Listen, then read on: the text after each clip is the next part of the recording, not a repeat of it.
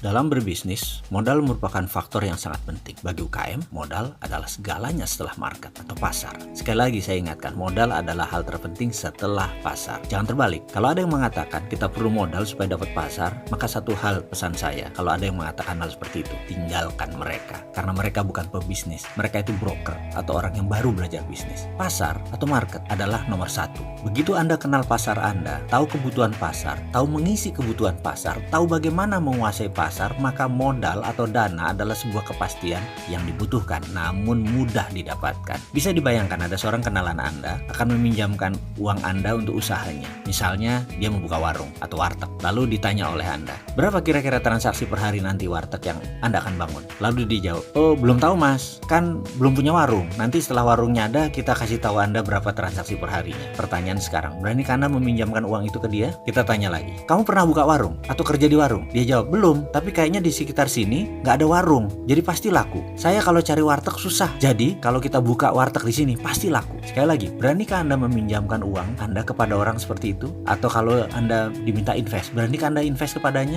Tetapi bisa Anda bayangkan, kalau jawaban dia begini, saya 5 tahun bekerja di warteg, lalu sejak 3 tahun yang lalu saya buka warteg kecil-kecilan dengan paman saya di daerah Pamulang. Sudah jalan bagus, lalu saya sekarang ingin buka sendiri. Kebetulan ada lokasi bagus di sekitar Blok M. Karena di sana nggak ada warteg, ada tempat murah lagi kebetulan, dekat terminal lagi. Jadi saya mau ambil. Kebetulan juga supir angkot langganan kami yang di Pamulang itu kan bolak-balik Blok M Pamulang.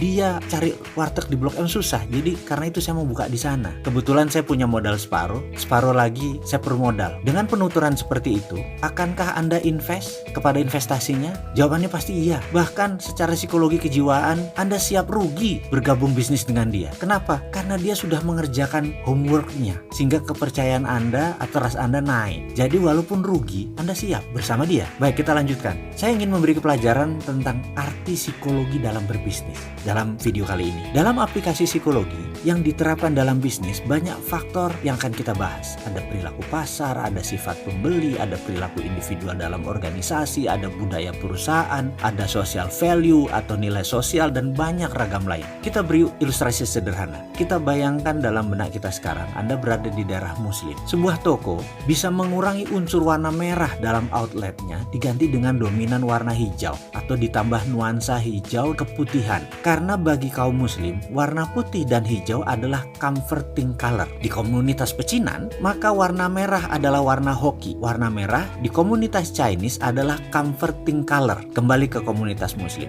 warna merah yang dominan bisa menjadi threat atau uncomfort. Dan jangan coba melawan belief system seperti itu. Bisa nggak laku jualan Anda. Kita akan bahas tentang hal seperti ini nanti. Sekarang, secara keilmuan mudah-mudahan saya boleh berbagi saat ini. Sedikit banyak saya 6 tahun makan sekolahan untuk hal ini dalam behavioral business analysis secara panjang dan lengkap. Semua nanti akan kita urai. Kita ke generasi muda atau yang lagi tren disebutnya generasi zaman now. Generasi zaman now saat ini nggak mau bekerja 9 to 5 office hour karena secara nature bisnis mereka mulai suka yang semi informal, sehingga membuat mereka lebih suka berwirausaha, buka usaha jauh dari dunia bekerja. Itu nggak salah. Namun kendala bagi generasi zaman now adalah mereka sulit mencari dana atau pemodal. Kenapa? Ini yang harus diingat. Kita harus ingatkan gambaran psikologis perilaku investor. Sekali lagi, ini saya mau mengingatkan perilaku investor karena kaum investor berbeda dengan kaum muda. Saat ini investor banyak yang sudah tua umurnya ketimbang yang kaum milenial yang baru mulai usaha. Perilaku investor, behaviornya berbeda jauh dengan anak sekarang atau anak zaman now harus paham. Pemodal besar, baik yang merupakan itu private equity fund, hedge fund, venture capital, dan banyak lagi portfolio keuangan, di mana portfolio keuangan adalah where's money makes money. Pengelolanya atau pemiliknya kebanyakan usianya di atas 50 tahunan. Bahkan kalau diambil rata-rata, angkatan Bill Gates di atas 60 tahunan. Mereka lahir di atas tahun 55-an sampai 70-an, itu adalah kaum investor kebanyakan usianya di sana. Di mana pada saat internet booming, itu adalah masa periode angkatannya Bill Gates. Angkatan sekarang adalah angkatan pemanfaat isinya internet, karena itu banyak digital. Berbisnis berbasis digital ini kebanyakan anak-anak muda. Sementara yang menguasai keuangan usianya di atas 55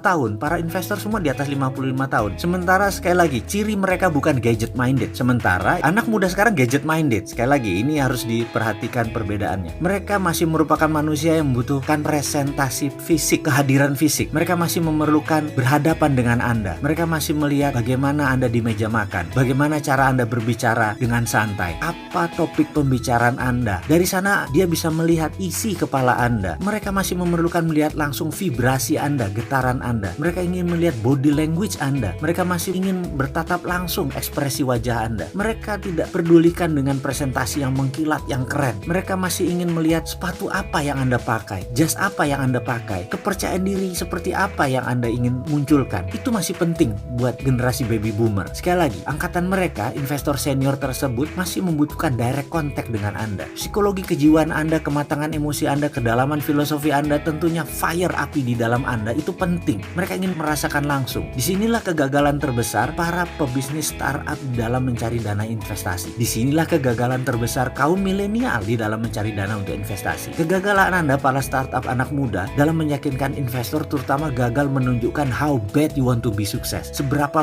marah Anda, seberapa ingin Anda untuk sukses. Jadi sekali lagi, persiapkan diri Anda untuk terlihat sukses, terlihat lapar, dan stay humble di depan investor zaman old tadi. Ingat loh, mereka masih pegang uang yang terbanyak.